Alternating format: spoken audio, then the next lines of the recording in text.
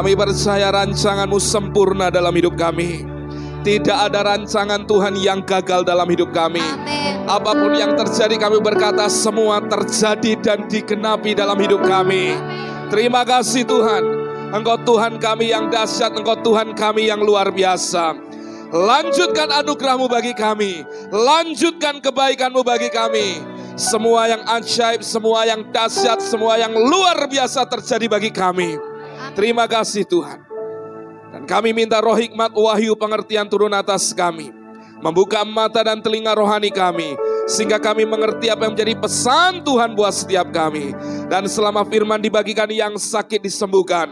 Semua yang susah, yang bingung, kami terima jawaban dan pertolongan daripada Tuhan. Yang mati imannya dibangkitkan di dalam nama Yesus. Amin. Kami lihat perubahan ajaib terjadi dalam hidup setiap kami. Demi nama Yesus, kami berdoa dan kami mengucap syukur. Mari yang percaya dengan iman, sama-sama kita berkata, amin. Shalom. Apa kabarnya Bapak Ibu Saudara semua? Nothing missing, nothing broken. Semua yang diberkati Tuhan angkat tangannya, katakan yes. Kasih tos kiri kanan dan silakan duduk. Haleluya. Puji nama Tuhan, puji nama Tuhan. Haleluya, haleluya. Semua orang-orang diberkati Tuhan, amin. Saudara, mari kita lanjutkan apa yang menjadi tuntunan Tuhan buat kita. Saya bahas dari yang artinya di dalam darah Yesus. Ngomong dengan saya, di dalam darah Yesus. Ayo, di dalam darahnya. Katakan haleluya. Bapak Ibu yang di lantai 1 katakan shalom. Apa kabarnya yang di lantai 1? Katakan dahsyat. Alah, tambah lempen, dahsyat. Nah gitu. Kita buka dalam Efesus 1 ayat 7 sampai ayat yang ke-8. Efesus 1 ayat 7 sampai 8. Haleluya, kita akan belajar firman Tuhan ini. Bapak Ibu perhatikan firman Tuhan ini. Yang sudah ketemu katakan amin. Ayo baca sama-sama. Sebab di dalam Dia dan oleh darahnya kita beroleh penebusan, yaitu pengampunan dosa menurut kekayaan kasih karunia-Nya. Katakan amin. Ayat 8 sama-sama baca. Yang dilimpahkannya kepada kita dalam segala hikmat dan pengertian. Buka ayat yang ke-7 kembali, perhatikan saudara. Di dalam Dia dan oleh darahnya. Di dalam darah Yesus kita beroleh penebusan. Saudara, semua ini dikerjakan bukan karena kita baik. Katakan yes. Tuhan kerjakan ini bukan karena kita masuk kualifikasi. Bukan. Tuhan kerjakan ini bukan karena kita ini punya sesuatu yang bisa kita anggap lebih di hadapan Tuhan. Tidak. Tapi semua dikerjakan, Alkitab berkata, menurut kekayaan kasih karunia-Nya. Jadi masing-masing kita ini terima yang namanya kekayaan kasih karunia Tuhan. Jadi saudara, di dalam Dia, inisiatifnya dari Dia, dari Tuhan Yesus, Dia punya yang namanya kasih karunia. Dan itu ditujukan dalam hidup Bapak, Ibu, Saudara, dan saya. Katakan amin. Jadi perhatikan ini Bapak Ibu, ini tangkap baik-baik, ini dasar. Karena waktu kita mungkin bisa jadi kesandung, kita kepleset, kita ngalami, mungkin merasa gagal dengan hidup ini. Ingat, kita diselamatkan, kita dikasih bukan karena kita berbuat baik loh. Kita itu dikasih Tuhan karena menurut kekayaan kasih karunia-Nya. Bahkan Alkitab mencatat saat kita itu masih berdosa, Dia sudah tunjukkan kasih-Nya buat kita semua. Katakan amin. Jadi gini, saya mau mengajak Bapak Ibu dengan pengertian sederhananya. Jangan pernah kutuki hidup Bapak Ibu. Jangan pernah intimidasi hidupmu.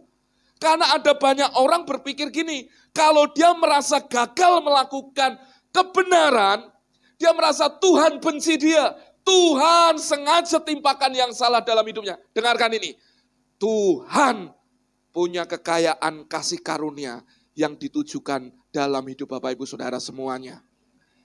Saudara, maka selalu ingat gini, waktu dicermin. Mungkin saudara bukan orang yang sempurna. Saudara mungkin masih lihat banyak kesalahan ketika dicermin. Engkau masih melihat kadang pikiranmu mengembara. Engkau masih melihat banyak hal yang salah dalam dirimu. Dengarkan gini, tetap lihat kepada dirimu di cermin itu dan berkata, aku dikasih bukan karena aku baik. Aku dikasih bukan karena aku sudah melakukan banyak hal. Tapi aku dikasih karena Tuhan menunjukkan kasih karunia-Nya dalam hidupku. Jadi semua dari inisiatifnya siapa? Tuhan. Tuhan mengasihi hidup Bapak Ibu. Jadi maksud saya gini, kalau toh ada orang yang salah, ada orang yang bisa tersandung, ada orang yang bisa gagal dalam hidupnya, ada orang yang mungkin rumah tangganya bisa jadi punya masalah yang berat. Dengar ini, jangan hakimi dia. Kita tidak dipanggil untuk jadi hakim. Yang sepakat dengan saya katakan amin. Bahkan tadi kita nyanyikan, dia datang hari ini bukan sebagai hakim. Nanti ketika dalam kemuliaan, ketika dia datang kedua kali, baru dia hakimi seluruh dunia dengan semua orang kudusnya. Artinya Tuhan hari ini masih memberikan anugerahnya buat kita. Jadi kalau Tuhan masih memberi koma, jangan beri titik dalam hidupmu. Katakan amin. Kalau Tuhan masih bekerja, jangan buru-buru titik dan bahkan kasih tanda seru di situ. Tapi izinkan Tuhan bekerja dengan luar biasa bagi hidup setiap kita. Katakan amin. Kalau ada saudaramu jatuh, mari tetap angkat dia dan berikan cinta Tuhan. Kenalkan dia bahwa Tuhan menerima dia apa adanya. Kalau ada mungkin kau tahu saudaramu sedang jatuh, dengarkan ini saudara.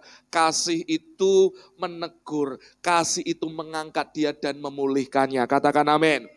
Saudara, dalam beberapa waktu ini ada beberapa orang yang WA saya, dia berkata seperti ini, Pak, saya minta maaf, saya meninggalkan persekutuan dengan gereja pelayanan yang Bapak gembalakan.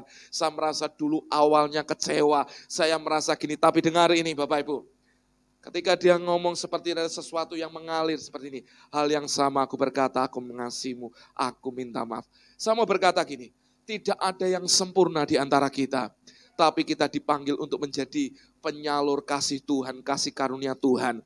Untuk orang lain pun terima keselamatan yang sama seperti yang dia berikan dalam hidup kita. Katakan amin. Saudara, Sakius yang berdosa, dia pemungut cukai yang ada di atas pohon ara. Yesus tidak menunjuk dia dan berkata, kamu sudah meras orang ini gini. Tapi Yesus berkata, hari ini aku harus numpang di rumahmu. Dan sesuatu terjadi, Sakius diselamatkan. Dengan beberapa temannya yang adalah pemungut cukai. Artinya saya berkata, Yesus membawa kabar baik. Amin. Jadi hari ini saya mau ngajak kita semua, ayo buka tangan kita untuk kasih karunia Tuhan yang semakin berlimpah-limpah. Saya mau tanya dulu, siapa yang hidupnya sempurna, angkat tangan. Gak ada ya? Saya mau tanya, siapa yang masih berdosa? Tolong angkat tangan. Duh, semua ya? Sekarang saya mau tanya ini. Siapa yang pagi hari ini, dari tadi bangun pagi sampai jam ini, tidak berdosa? Tolong angkat tangan. Kamu ya Lex. Ternyata semua berdosa kan. Hanya kadang seringkali Tuhan munculkan di depan kita orang yang kelihatan salahnya. Kita sembunyikan salah kita. Betul enggak? Lalu kita menunjuk yang salah dengan berkata, hei kayak itu wanita yang kedapatan berzina. Yang mau dilempari batu. Saudara, kalau wanita kedapatan berzina, prianya di mana kok yang wanita yang mau dilempari? Prianya di mana Bapak Ibu? Di mana? Di mana? Kenapa enggak ditangkap? bolone. Karena itu termasuk orang-orang yang sebenarnya ada di lingkungan orang-orang yang istilah kasar saya, make wanita ini. Maka podo, cerita-cerita ya, aku podo. Yang penting kita salahkan wanita. Nah seringkali wanitanya yang disalahkan. Tapi Yesus nulis di tanah, apa yang ditulis? Talmud berkata, dalam budaya dia nulis 10 hukum Taurat itu. Jangan menyebut nama Allah, jangan ada padamu Allah lain di hadapanku. Terus tulis, jangan berzina. Lalu Yesus ngomong, kalau di antaramu tidak ada yang berdosa, silakan yang pertama lempari batu. Sebenarnya siapa yang layak lempari batu Bapak Ibu? Yesus. Tapi satu persatu orang mundur dan membuang batunya.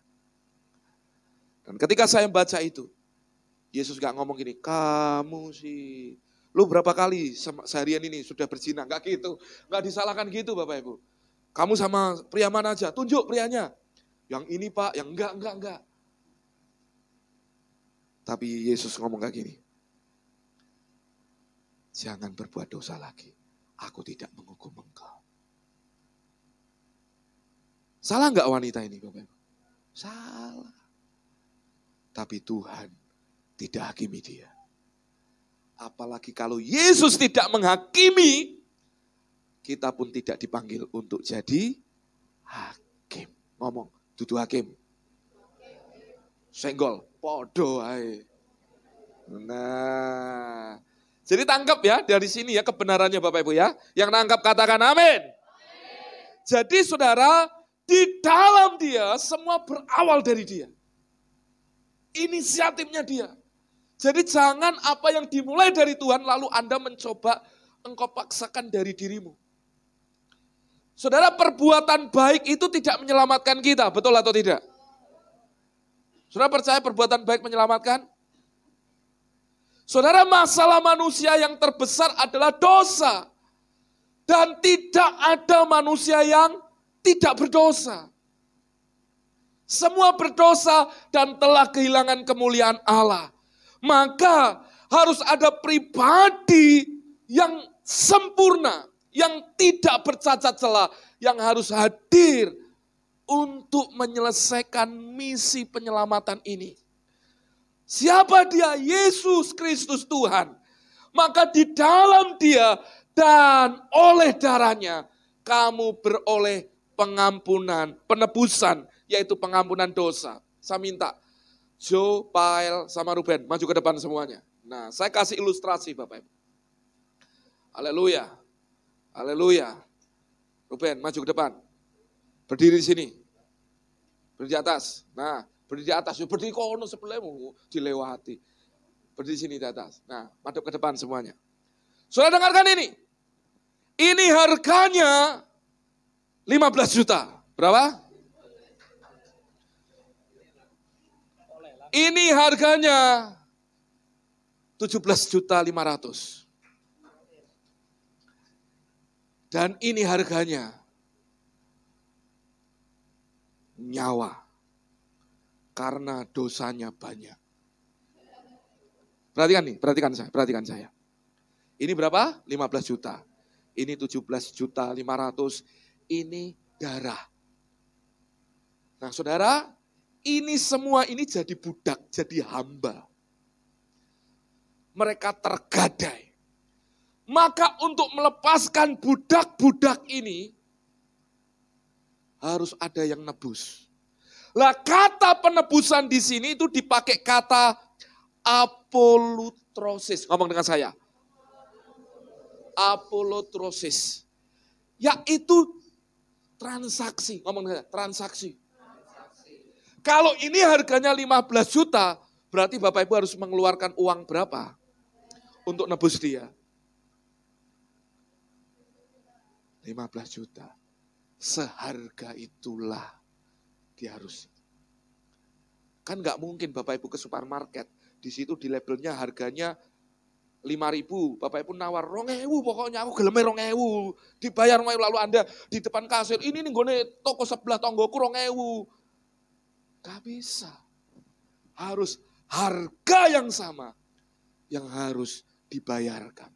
Apolutrosis itu transaksi. Nah, siapa yang bertransaksi? Yesus dengan Bapa sebenarnya. Manusia berdosa, berdosanya salah sama siapa? Bapa. Dia tidak seturut dengan apa yang menjadi ketetapan Bapa. Setan mengintimidasi, membuat ini sepertinya kamu milikku. Maka harga ini harus dibayarkan. Sedangkan manusia semua berdosa. Siapa yang bisa bayar? Ini 15 juta, ini 17.500.000. Berarti harus ada yang bayar 17.500.000. Nek 200 kurang 300. Oh iya betul. Lah ini Bapak Ibu. Maaf ini. Mungkin dia pembunuh. Dia penjina. Dia mungkin melakukan kejahatan berat. Nembak orang. Dia melakukan kejahatan. Sampai mungkin mutilasi. Dipotong-potong jadi 50 potongan. Saudara, dan harusnya yang dijatuhkan hanya satu. Hukuman mati. Jebret. Mati. Saudara datang. Ingin nebus dia. Maka saudara harus ngasih harga berapa? Nah pertanyaannya. Siapa sing gelem ngekekno nyawa?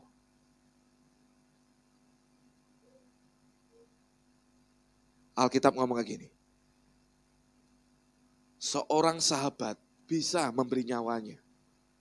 Suami istri, nah ini Pak Dedi sama Bu Kristen nanti yang menikah. Dalam janji nikah, aku mengasihi engkau seperti Kristus mengasihi jemaat. Aku rela memberikan, siap enggak? Betul. Seperti Kristus memberikan nyawa.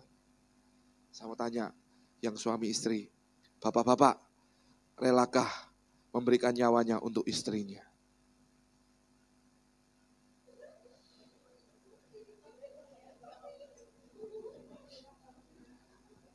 Rela enggak? Bapak Ibu lantai 1, rela enggak memberikan nyawamu bagi istrimu atau suamimu? Rela enggak?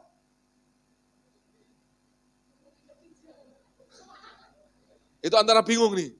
Apa sih kok tiba-tiba rela? Kira tiba-tiba rela apa ya? Ngomong apa? Pak pendetanya ngomong apa mau? Saudara rela enggak? Kalau saudara sekarang tak tanyain gini, wes anggap aja. Ini anak saudara. Tebusannya harus nyawa. Saudara rela enggak? Ngasih nyawa saudara untuk anak saudara? Allah. Nek anak rela, nek bojo rela lagi. Pertanyaan ini, aduh. Tasya, kamu rela gak berikan nyawamu buat pasanganmu? Oh iya, buka balik ya.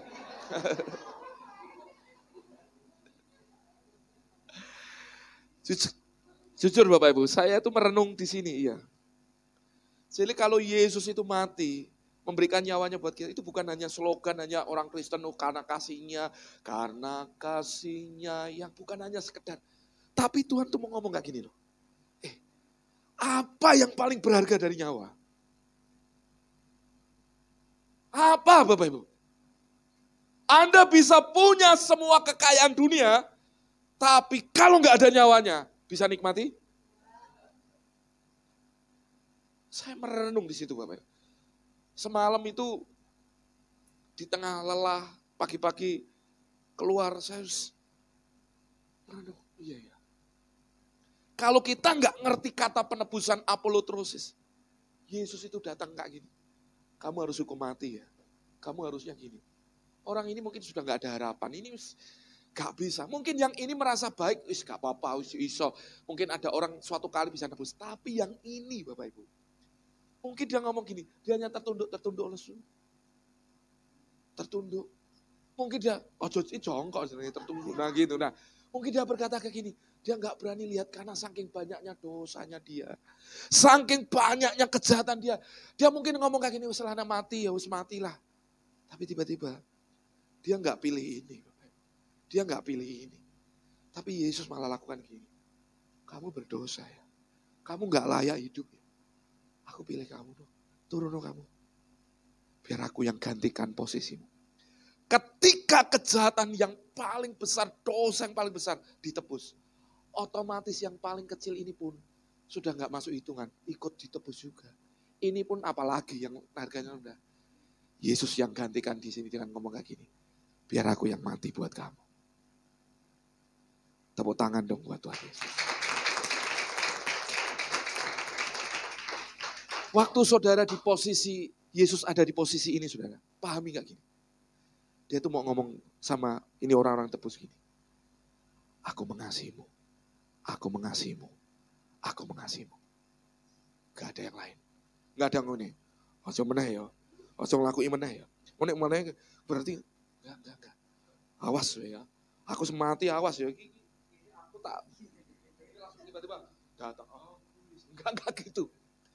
Saudara, ini diomong hanya dengan aku mengasihimu. Maka Yesus waktu di kayu salib. Saudara perhatikan ini. Waktu Yesus di atas kayu salib. Itu kan ada itu. Tentara-tentara yang, maaf Bapak Ibu. Dia kan, Yesus kan haus Bapak Ibu. Lalu mereka ambil hisop. Lalu diminum, dicucukkan ke anggur masam. Lalu diminumkan ke Yesus. Saudara tahu hisop itu buat apa saudara? Tahu nggak hisop itu buat apa? Hisop itu Bapak Ibu zaman Romawi kalau orang lagi BAB enggak bisa apa-apa, mereka bersih ini Mas, maaf Bapak Ibu dengan itu.